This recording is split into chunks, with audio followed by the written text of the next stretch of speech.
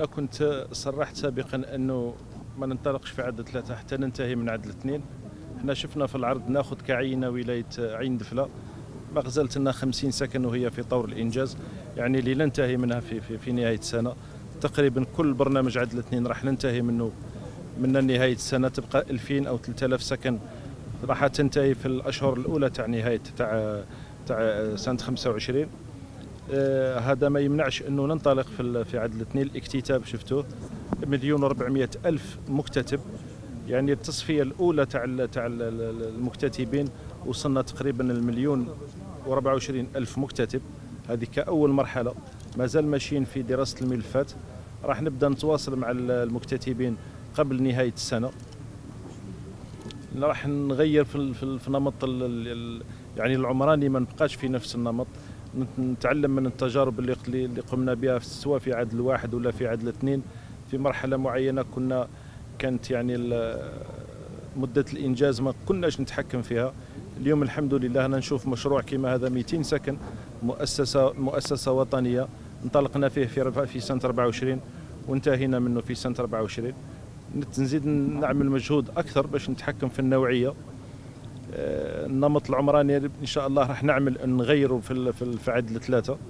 فيما يخص الاسعار انا كنت قلت باللي راح يكون تغيير ناخذ بعين الاعتبار يعني القدره الشرائيه تاع المكتتبين، لكن راح يكون فيه يعني زياده في الاسعار. الشيء المهم انه ما راحينش نكون يعني اغلى من ال بي ولا اغلى من ال اس بي، نبقى في نفس يعني القيم الماليه تاع هذه السكنات، بكل يعني التسهيلات اللي موجوده في عدل 2، الدفع الشهري للاقساط يعني ما يكونش تغيير كبير فيما يخص الدفعات. زدنا عدد الاشطر، يعني المرسوم التنفيذي التصحيحي يعني كنا نشرناه في الجريده الرسميه، وما زال 3 مراسيم.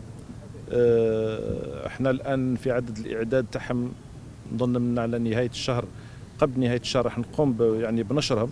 هكذا نكون يعني ملف عدل 3 على الاقل من ناحيه التشريعيات انتهينا منه. محضرين نفوسنا بالاوعيه العقاريه على المستوى الوطني، ما فيش يعني اشكال. اللي كان عائق في السنوات الماضيه باش ننطلق في عدل 2، الان الاوعيه العقاريه متوفره على المستوى الوطني على الاقل باش ننطلق في الشطر الاول من عدل 3. وهذا سيكون ان شاء الله قبل نهايه السنه او بدايه السنه. وان شاء الله يعني التحسين اللي راح نزيدوه في شقق وكالة عدل يرضى به المواطن، وهذا هو يعني سعينا انه نوصل الى ارضاء كل المواطنين. شكرا، بارك الله فيكم.